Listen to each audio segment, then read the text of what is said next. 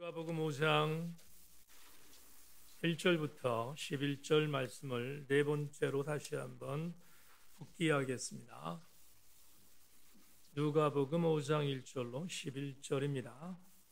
한 절씩 말씀을 교독합니다. 무리가 몰려와서 하나님 말씀을 들을 때 예수는 게네사렛 호숫가에 서서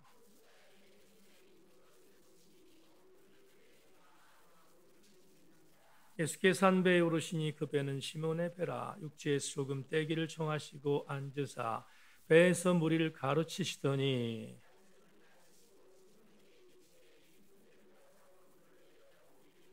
시몬이 대답하여 이르되 선생님, 우리들이 밤이 새도록 수고하였을 때 잡은 것이 없지만은 말씀에 의지하여 내가 그물을 내리리라 하고,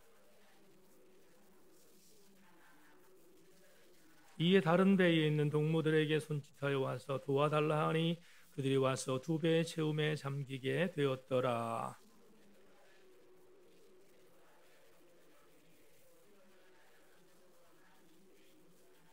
이는 자기 및 자기와 함께 있는 모든 사람이 고기 잡힌 것으로 말미암아 놀라고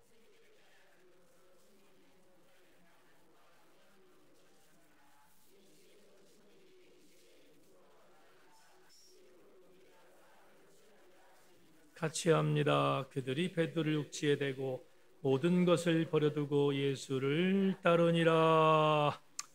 아멘.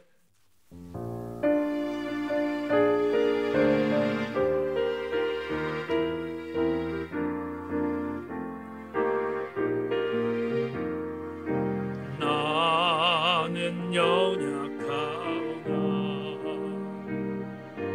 주의 권능 크시니 모든 환난 시험을 물리쳐 주소서. 주께 더욱 가까이 동행하게 하소서. 아무 때나 어디든지 주와 함께 있기 원하네. 세상 유혹당할 때 자주 넘어지오나 주님의 그 누가 내 짐 대신 지실까. 주께 더욱 가까이 동행하게 하소서. 아무 때나 어디든지 주와 함께 있기 원하네. 아침 안개와 같이 나의 생명 거칠 때에 주의 인도함 받아 하늘 날아가겠네. 주께 더욱 가까이 동행하게 하소서. 아무 때나 어디든지 주와 함께 1절만 다시 한 번만. 나는 연약하오나 주님 권능 크시니 주의 권능 크시니 모든 환난 시험을 물리쳐 주소서. 주께 더욱 가까이 동행하게 하소서. 아무 때나 어디든지 주와 주께 더욱 가까이 주께 더욱 가까이 동행하게 하소서. 아무 때나 어디든지 주와 함께 있기 원하네. 오늘 기본기를 찾습니다. 이런 제목 갖고 말씀을 나누겠습니다. 오늘 이완재 원사님 기도 듣다가 참 감사한 게 뭐냐 하면 80을 넘긴 권사님이 수요 저녁 예배에 지난 4주 동안에 있었던 기본기를 훑어보고 예배를 참석했다는 게 얼마나 감사한지 모르겠습니다. 담임 목사가 은퇴할 때까지 머리털 하나 상하지 않기를 바라고 우리 모든 교우들마다 건강할 수 있기를 주님의 이름으로 소망합니다. 내일 우리가 독서여행을 하는데 9월 달에 세 번째 독서여행을 할 예정으로 있습니다. 그 독서여행의 세 번째 텍스트는 독일 출신의 아주 유명한 중세 영성 신비가라고 하는 토마스 아켄피스라는 수사가 쓴 그리스도를 본받아라는 책을 갖고 9월에 세 번째 독서 모임을 가지려고 합니다. 제가 여태까지 읽었던 책들 중에서 토마스 아켄피스의 원제로 크리스티 이미타티오라고 하는데 그리스도를 본받아라는 이 책은 한 10번째 리스트 안에 올라가는 정말로 귀중한 책입니다. 읽기가 조금 불편하긴 하지만 그래도 이 책은 우리 그리스도인들이 꼭 붙들어야 할 여러 가지 내용들이 있어서 금년도 세 번째 독서여행의 테마로 텍스트로 삼았는데 그리스도를 본받아라는 이 책에 담겨있는 한 문장을 여러분에게 소개하면서 오늘 설교를 시작할까 합니다. 여러분 자막을 잘 집중해 주길 바랍니다. 제게 선한 것이 있으면 당신이 주신 것입니다. 제가 지닌 분명한 생각은 당신의 선물입니다. 당신이 저를 지탱하지 않으시면 힘이 있을 수 없고 당신이 저를 보호하지 않으시면 어떤 정숙함도 있을 수 없습니다. 저 홀로 남겨지면 죽음에 빠져들 수밖에 없습니다. 저를 인도하소서. 그리하면 활기차게 일어설 수 있습니다. 이 그리스도를 본받아라는 책에 담겨있는 이 텍스트의 문장 중에서 가장 마음에 와닿는 부분이 있습니다. 토마스 아켄피스가 이렇게 말하죠. 제게 선한 것이 있으면 당신이 주신 것입니다. 제가 지닌 분명한 생각이 있다면 당신의 선물입니다. 고백을 합니다. 이 구절을 인상 깊게 읽었고 언더라인을 한 이유가 뭐냐 하면 얼마나 철저한 자기 인식과 자기 성찰을 했으면 이 정도로 엄청난 고백을 했을까? 내가 선한 것이 있다면 나에게서 파생된 게 아니라 전적으로 하나님이 주신 것입니다. 하는 이 고백은 어마어마한 그리스도인으로 갖고 있는 자기 신앙 고백이 아닐 수 없습니다. 학교 다닐 때 물속에 비친 자기 얼굴이 너무 아름다워서 그래서 그 물속에 있는 미소년과 연애하다가 결국은 그 소년과 만나고 싶은데 만날 수 없어서 굶어 죽었던 한 사람의 이야기가 그리스 신화에 나오지 않습니까? 그 청년의 이름을 나르키소스라고 합니다. 영어 발음으로는 나르시소스라고 하는데 이 미소년에 대한 상징적인 의미가 뭘까? 여러분 심리학에서 나르시스트라는 말이 있지 않습니까? 자기 애에 빠진 사람, 자기 중심적인 자기 애에 빠진 사람을 나르시스트라고 이야기를 하잖아요. 그리고 이러한 자기 애를 가르쳐서 나르시시즘이라는 아주 전문적인 용어를 사용하고 있지 않습니까? 그런데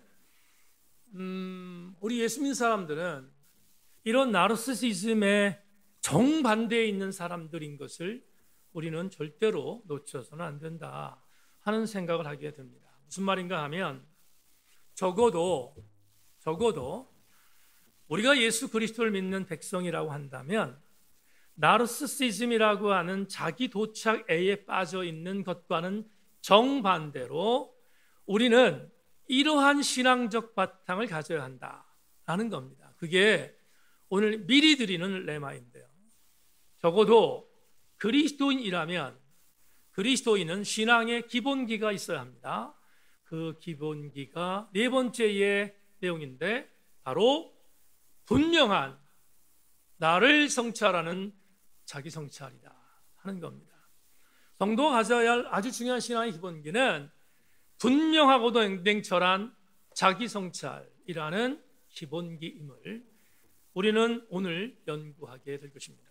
자, 우리 한번 주목해 보십시다. 아주 오래전에 성찰이라는 단어를 접한 적이 있는데요. 이 성찰이라는 단어를 제일 첫 번째 인상 깊게 접했던 적이 성동여대학 교수로 있었던 신영복 선생님이 쓰셨던 처음처럼이라는 책에서 이 성찰이라는 단어를 찾은 적이 있습니다. 여러분, 성찰의 성자가 무슨 성자죠? 살필성입니다. 그리고 찰은 살필 찰입니다. 그러니까 성찰이라는 단어는 살필성과 살필 찰이 있어요. 그럼 성찰은 뭐냐? 성찰은 살피고 또 살피는 것이다. 그게 성찰이에요. 근데 신영부 선생님이 자기 책에 한 비유를 이렇게 적시합니다. 불치병자가 밤중에 아기를 낳고 급히 불을 켜 아기를 살펴보았습니다. 혹시 아기가 자기를 닮았을까 두려웠기 때문입니다. 이것을 뭐라고 한다고요? 성찰이라고 합니다. 여러분 생각해 보세요. 불치의 병자가 아이를 낳습니다. 한밤중에 불을 켰습니다. 왜냐하면 혹여나 이 아이가 나와 같은 증상은 없는가를 알아보기 위해서였습니다. 얼마나 긴장되는 순간이었을까? 얼마나 살떨리는 시간이었을까? 그래서 뚫어지게 봤습니다. 자기가 낳은 아들을 뚫어지게 봤습니다. 살폈습니다. 그걸 성찰이라고 한다. 그러면 성찰이라는 단어는 무시무시한 단어입니다. 그냥 훑어버리는 단어가 아니라 정말 무시무시한 단어가 성찰입니다. 게네사렛 호숫가에서 예수님께서 지나다시다가 베드로의 배에 올라타셨습니다. 그리고 베드로에게 이렇게 말했습니다. 베드로야, 네 배를 육지에서 조금 바다 쪽으로 띄워라. 성질날 수 있었던 명령이었지만 베드로가 순종했다고 지난주에 말씀드렸죠. 순종했습니다. 그러자 선상설교를 하시던 예수님께서 이렇게 선포합니다. 베드로야, 거기는 안드레도 있었겠지요? 이 배를 깊은 곳으로 가져가서 그물을 던져라.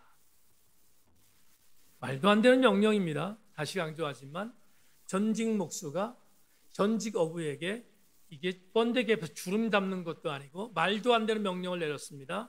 제가 이 명령이 말도 안 되는 이유를 몇 가지 설명한 적이 있습니다. 기억하실 줄로 믿고요. 여하튼 그런데 순종했습니다.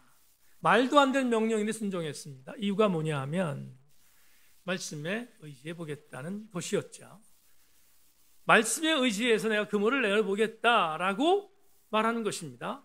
렌스키 주석에 의하면 Under the control of the word, 말씀의 밑으로 들어가 내가 한번 당신의 말씀의 통제를 받겠습니다 라고 하는 것 때문에 그물을 던진 것입니다. 그랬더니 엄청나게 고기를 잡았습니다. 엄청나게 잡은 정도가 어느 정도냐? 그물이 찢어질 정도였다 이렇게 표현하잖아요. 그래서 게네사렛 호숫가에서 같이 고기를 잡던 아마 동료들입니다. 뭐 안드레뿐만 아니라 야고보와 요한 등등등 뭐 그랬을 것입니다. 그런 동료들에게 손짓해서 내 배에 이 고기가 너무 많아서 내 배가 침몰될 수 있으니까 도와달라. 그래서 도와서 고기를 잡아서 육지로 올라왔습니다. 오늘 성도의 기본기 네 번째를 접근하면서 이제 네 번째에 주시는 말씀을 좀 나누려고 하는데요. 올라왔습니다. 올라와서 베드로가 8절에서 이렇게 고백합니다. 8절 다 같이 읽겠습니다. 시작. 시몬 베드로가 이를 보고 예수의 무릎 아래 엎드려 이르되 주여 나를 떠나소서. 나는 다 같이 아멘. 자, 우리 지지난주에 말씀드렸나요? 에피스타테스라는 선생님으로 고백했던 베드로가 주님을 드디어 뭐로 고백했다? 주로 고백했다. 그러니까 주님에 대한 격상이죠. 그리고 자기가 주님을 바라봤던 내용의 신분 상승이 일어났다는 사실을 우리가 함께 나눴습니다. 근데 또 한 가지 중요한 게 있습니다. 뭐냐? 신분 상승이 일어났던 것뿐만 아니라 베드로는 드디어 자기를 보기 시작했습니다. 설교 시작하면서 말씀드렸습니다. 자기를 뭐 하기 시작했어요? 성찰하기 시작했습니다. 어떻게 성찰했을까? 선생님, 내가 밤이 맞도록 수고를 해서 고기를 잡았지만 얻은 것이 없지만 말씀에 의지해서 내가 그물을 내려보겠습니다. 그리고 그물을 내렸습니다. 고기를 잡았습니다. 엄청난 초자연적인 역사를 경험했습니다. 그러자 올라와서 주님 앞에 다가섰습니다. 베드로가 무릎을 꿇었습니다. 무릎을 꿇고 이렇게 말합니다. 주여, 저는 죄인입니다. 나를 떠나시옵소서. 이렇게 말합니다. 주님, 저는 죄인입니다. 저를 떠나시옵소서. 이렇게 고백했습니다. 이 고백에서 가장 중요한 문구 하나를 소개합니다. 베드로는 이전에는 그런 생각하지 않았습니다. 그런데 주님 명령을 받고 순종해서 일어난 기적을 바라보면서 주님 앞에 무릎을 꿇고 그는 자기의 정체를 드디어 고백하잖아요. 뭐라고 고백합니까? 나는 죄인입니다. 이렇게 고백합니다. 여러분, 나는 죄인이라는 고백을 상투적으로 두시면 안 됩니다. 왜냐하면 내가 죄인입니다라는 이 고백은 그냥 상투성이 있는 종교적인 멘트가 아니에요. 왜 그런가 하면, 왜 종교적인 멘트가 아니냐면 나는 죄인입니다라는 이 고백 속에 담겨 있는 건 뭐냐 하면 두 가지 의미가 있습니다. 두 가지. 나는 죄인입니다 라는 고백에 두 가지 의미가 있는데, 첫째는 뭐냐면 주님, 저는 한계를 갖고 있는 인간입니다 라는 뜻이에요. 저는 한계를 갖고 있는 인간입니다가 첫 번째의 의미가 있고요. 두 번째는 뭐냐? 두 번째, 그러니까 한계가 있는 저는, 저 혼자는 살아갈 수 없습니다. 당신이 무궁한 분이니 당신이 나의 삶을 인도하여 주옵소서. 이게 나는 죄인입니다 속에 들어있는 신학적인 의미입니다. 두 가지가 굉장히 중요한 의미죠. 나는 연약한 인간입니다. 난 한계를 갖고 있습니다. 그러니 무한하신 당신께서 나의 삶을 인도해 달라고 고백하는 고백이 나는 죄인입니다라는 소리에 담겨 있습니다. 여기서 우리는 싫든 좋든 인정해야 할 것을 하나 소개합니다. 뭐냐 하면 오늘 본문에 있는 베드로만 그런 게 아니라 모든 사람이 동일하다는 것입니다. 베드로만 연약한 존재가 아니라 여기 있는 우리 모두가 연약한 존재라는 사실을 인정해야 합니다. 그건 정말 인정해야 할 일 중에 하나가 아닐 수 없습니다. 성경에 동시대에 살았다는 사람을 소개한다면 바울이겠죠. 사도 바울이 로마 7장에서 자기가 어떤 존재인지를 밝히는 유명한 고백을 합니다. 그 고백은 우리 함께 살펴보겠습니다. 자, 로마서 7장 19절로 24절, 바울이 자기가 어떤 존재인지에 대해서 고백하는 내용을 천천히 같이 한번 합독하겠습니다. 시작. 내가 원하는 바 선을 행하지 아니하고 도리어 원하지 아니하는 바 악을 행하는도다. 만일 내가 원하지 아니하는 것을 하면 이를 행하는 자는 내가 아니요 내 속에 거하는 죄니라. 그러므로 내가 한 법을 깨달았노니 곧 선을 행하기 원하는 나에게 악이 함께 있는 것이로다.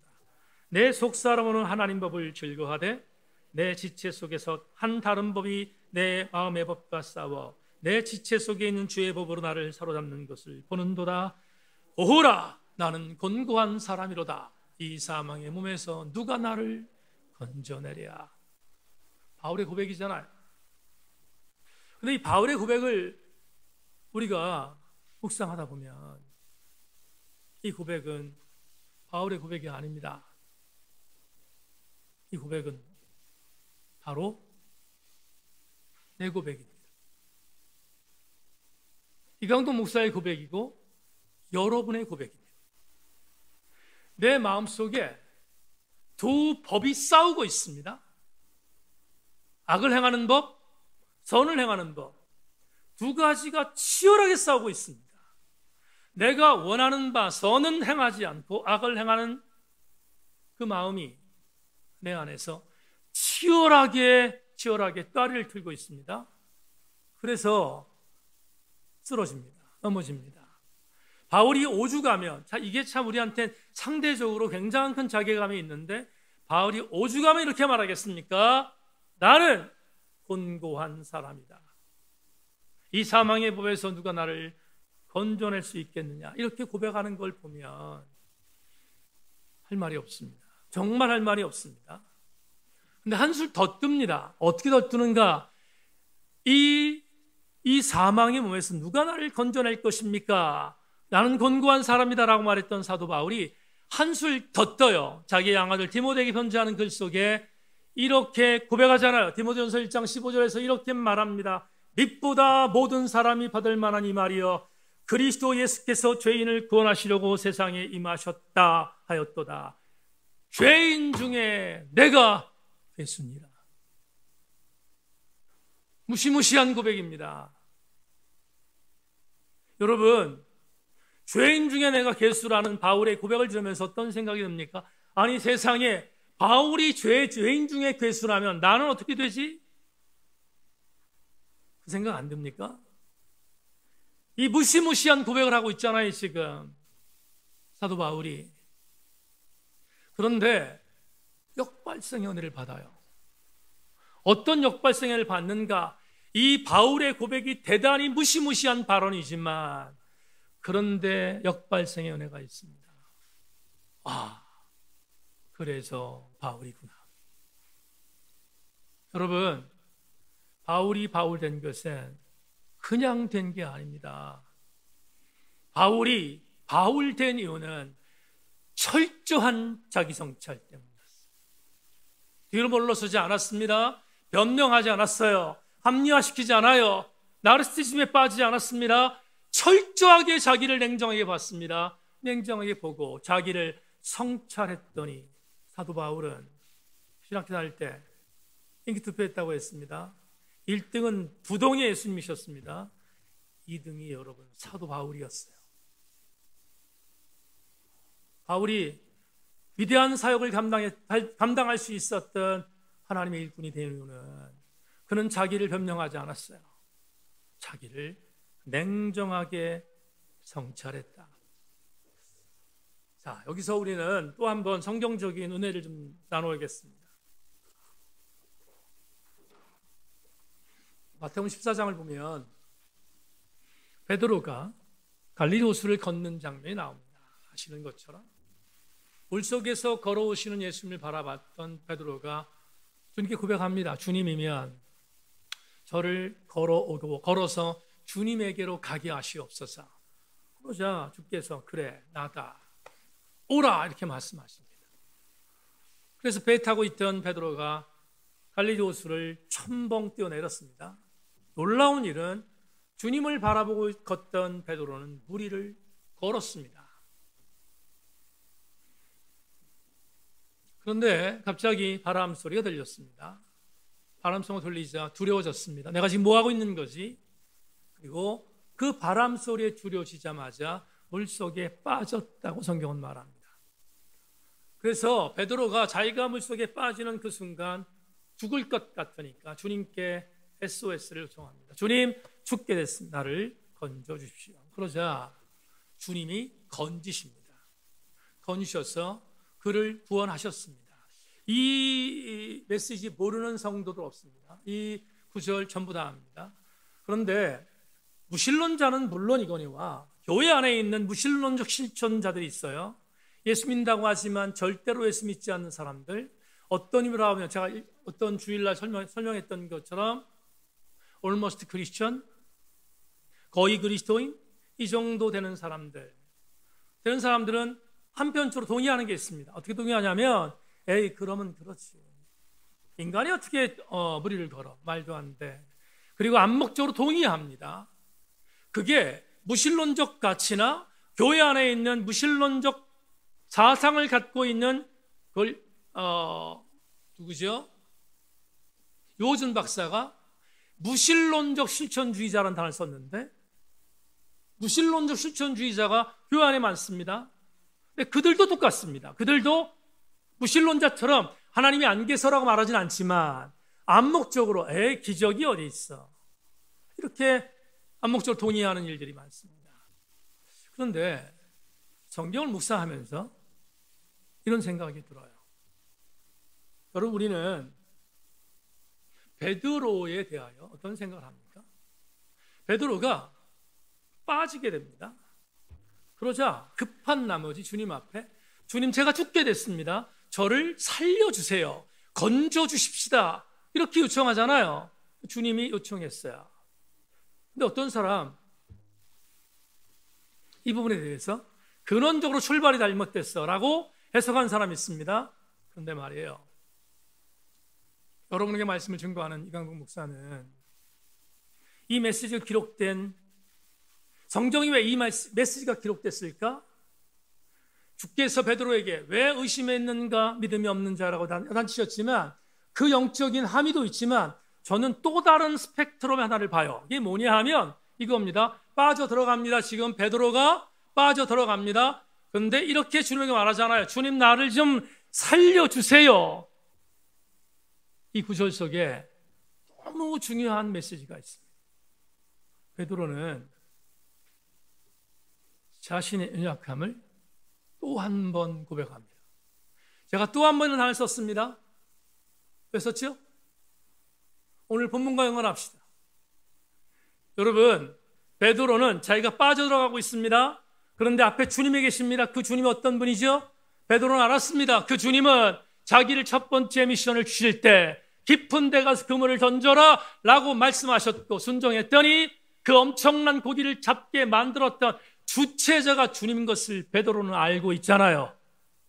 알고 있으니까 그 베드로는 그 주님 앞에 이분이 나를 구원할 수 있는 존재라는 사실에 대하여 조금 더 의심하지 않았어요. 그리고 드디어 자기의 연약함을 고백합니다. 주님, 제가 죽게 됐습니다. 저를 건져 주십시오. 구원은 언제 일어나는가?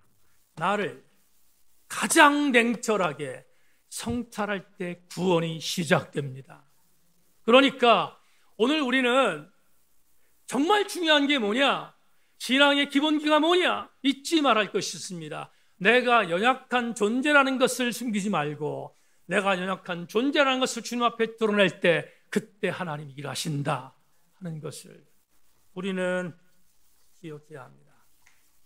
마지막으로 바리새인과 세리의 기도를 우리가 알잖아요. 바리새인, 내 저 세리와 똑같지 않음을 감사합니다. 나는 일주일에 2번이나 금식을 합니다. 11조도 드립니다. 하나님, 내가 저 세리와 같지 않은 것을 감사합니다라고 기도했던 사람이고, 세리는 감히 바리새인이 기도하는 그 앞자리에 가지 못하고 성전 후미에서 이렇게 고백합니다. 누가복음 18장 13절 여러분 자막 보십시오. 세리는 멀리 서서 감히 눈을 들어 하늘을 쳐다보지 못하고 다만 가슴을 치며 이르되 하나님이여 불쌍히 여기소서. 나는 죄인이로소이다 하였느니라. 누구 기도입니까? 세리 기도입니다. 세리 기도가 어디서 우리가 어디서 지금 오버랩하고 있습니까? 베드로의 고백에서 오버랩되고 있지 않습니까? 여러분, 주님, 나는 죄인입니다. 나를 떠나시옵소서라고 말했던 베드로. 근데 오늘 세리도 똑같이 기도하잖아요. 세상 말로 폼 잡기 위해서 기도한 것입니까? 그럴 리가 없습니다.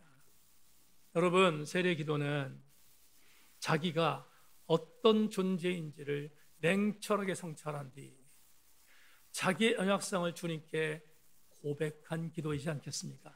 다시 강조합니다. 신앙생활의 기본기가 뭘까?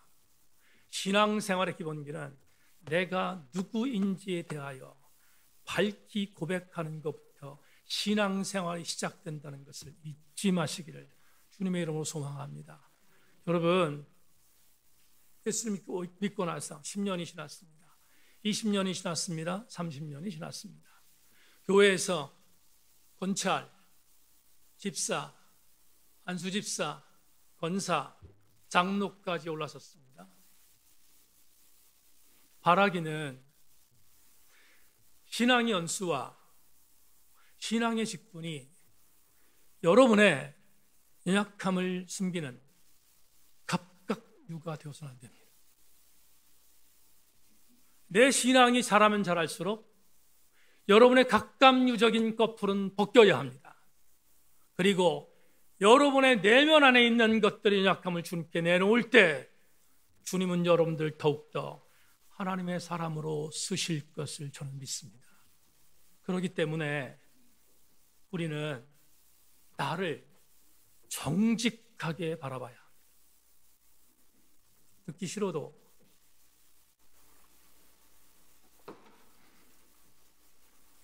제 기도가 우리 교회 지체 한 명한테 그런 얘기를 들었습니다. 목사님, 그 기도를 들을 때마다 자괴감이 있습니다. 도대체 우리는 왜 그 동역자가 못 되지요? 우리 목사님이 얼마나 안타까우면 이 기도를 드릴까요? 라고 말하는 지체를 제가 본 적이 있는데 아닙니다. 그래서가 아닙니다. 여러분, 제가 새벽마다 날마다 제 기도 시간에 하나님 앞에 이런 기도를 드리지 않습니까? 하나님, 제게 신실한 동역자를 붙여주십시오. 종은 종의 한계를 압니다. 무능함과 무지함을 압니다. 하나님, 이런 제게 같은 말, 같은 뜻, 같은 마음, 같은 열매를 맺을 수 있는 동역자를 주십시오. 우리 교회의 지체들 중에서 제 동역자가 없기 때문에 이 기도를 드리는 게 아니에요. 여러분, 저는 저의 무능함을 알아요. 여러분에게 립서비스 하면서 포장된 부분의 어떤 내용을 드리는 게 아니라 저는 저를 압니다. 제가 얼마나 무능하고 얼마나 무력한 존재인지 압니다. 혼자서 어떤 일을 행할 수 없는 존재인 걸 알거든요. 그러니까 저는 저를 알기에 시급하게 기도하는 것입니다. 뭘? 하나님, 나 혼자 할 수 없는 일이기에 저에게 적합한 영적인 시너지를 발휘할 수 있는 동역자를 보내달라고 기도하는 거예요. 여러분도 그 동역자 중에 한 명인 것을 인정하고 여러분 위로받기를 소망하고 또 한 가지, 그럼에도 불구하고 하나님의 교회에 이강동 목사와 더불어 함께 갈 수 있는, 그리고 여러분과 함께 갈 수 있는 동역자를 달라는 기도는 중단돼서는 안 되는 기도입니다. 제가 만약에 기도를 드리지 않는다면 저는 교만해질 수 있습니다. 저는 교만해질 수 있다고요. 오늘 후배들에게 말씀을 증거하고 왔습니다. 증거하고 왔는데 증거하면서 이 글을 읽어줬습니다. 그럼 조선일보에서 건강 관련 내용들을 설명하는 조선비즈라는 그런 부록 잡지가 있습니다. 그 조선비즈의 기자인 김지수 기자가 그의 선생님이었습니다. 이 김지수 기자가 이화여대학교의 출신이거든요. 아시는 것처럼 이어령 박사는 이화여대학교의 석자 교수였습니다. 제자였습니다. 그런데 우리가 한번 살펴봤던 이어령 박사가 썼던 이어령의 마지막 수업이라는 책에서 이어령 박사가 죽기 5개월 전 김지수 기자, 제자입니다. 제자와 더불어 대담한 프로그램에 있었고 인터뷰를 했는데 그 인터뷰의 내용을 이 책에 실었습니다. 오늘 후배들에게 이 글을 읽으면서 설교를 시작했는데 여러분에게도 한번 이 글을 읽어주는 것은 의미 있다 생각해서 읽겠습니다. 김기수 기자가 췌장암 말기로 세상을 떠나기 5개월 전 자기 선생님이었던 이런 박사에게 찾아가서 이렇게 물었습니다. 선생님, 마지막으로 선생님께 질문하겠습니다. 선생님에게 있어서 삶과 죽음은 무엇이며 선생님의 삶과 죽음에 대하여 우리 후손들이 어떻게 기억하면 좋겠습니까? 를 물었습니다. 그러자 일용 박사가 제자이자 신문 기자인 김지수 기자에게 이렇게 답했습니다. 여러분, 제가 원문을 읽겠습니다. 바다에 일어나는 파도를 보게 파도는 아무리 높게 일어나도 항상 수평으로 돌아가지. 아무리 거세도 바다에는 수평이라는 게 있어. 항상 움직이기에 바다는 한 번도 그 수평이라는 것을 가져본 적이 없다네. 하지만 파도는 돌아가야 수면이 언제나 존재해. 나의 죽음도 같은 거야. 끝없이 움직이는 파도였으나 모두가 평등한 수평으로 돌아간다네. 본 적은 없으나 내 안에 분명히 있어. 내가 돌아갈 곳이니까 촛불도 마찬가지야. 촛불이 수직으로 타는 것을 본 적이 있나? 항상 좌우로 흔들리지 않나? 파도가 늘 움직이듯 촛불도 흔들린다네. 왜 흔들리겠는가? 중심으로 돌아가기 위해서라네. 바람이 없는 날에도 수직의 중심으로 가기 위해 파동을 만들지. 그게 살아있는 것들의 힘이야. 촛불은 끝없이 위로 불타오르고 파도는 솟았다가 끝없이 하락하지. 하나는 올라가려고 하고 하나는 침잠하려고 한다네. 인간은 우주선을 만들어서 높은 곳에 오려고 하고 심해의 바닥으로 내려가려고도 하지. 그러나 살아서는 그곳에 닿을 수 없네. 촛불과 파도 앞에 서면 항상 삶과 죽음을 기억하기나 수직의 중심적이 생이고 수평의 중심적이 죽음이라는 것을. 저는 일용 박사의 글을 2년 전에 읽었는데 빗줄을 긋고 제 책에 별표를 5개를 표시했습니다. 회심한 이후 하용조 목사님에게 세례를 받기 위해 무릎 꿇고 세례를 받았던 일용 박사, 이전 같으면 어떤 사람에게도 무릎 꿇지 않았던 무릎을 꿇지 않았던 일용 박사가 무릎을 꿇고 주님의 이름으로 세례를 받았습니다. 그런 뒤에 그가 회심하고 죽음 앞에 섰습니다. 췌장암 말기였는데 항암치를 받지 않았습니다. 이게 인생의 수순이라고 믿었기 때문입니다. 기자가 물었습니다. 어떻게 선생님의 죽음을 기억하면 좋겠습니까? 일용 박사가 말합니다. 죽음, 그건 오늘 본문에 있는 이 문장을 한 문장으로 해석하면 이런 것입니다. 죽음, 그건 인간이 갖고 있는 피할 수 없는 한계야. 그러나 그 한계를 두려워하지 않아. 예수 믿는 사람들의 어마무시한 성찰이지 않습니까? 수요 저녁 예배 나오신 여러분, 저는 우리 세인교회 성도들이 갖고 있는 거룩한 오기가 있습니다. 그 오기는 이 대한민국에 수많은 그리스도인들이 있는데 그 수많은 그리스도인 중에 한 명의 그리스도인이 세인교회 성도들 되는 것 원치 않습니다. 우리 세인교회 성도들은 이 땅에 수많은 그리스도인들이 있지만 하나님이 절대로 당신의 시선을 피할 수 없는 유일한 한 사람의 그리스도인이 되는 것, 그게 이 목사가 세인교회 성도들에게 소망하는 영적인 자존감입니다. 말씀 맺겠습니다.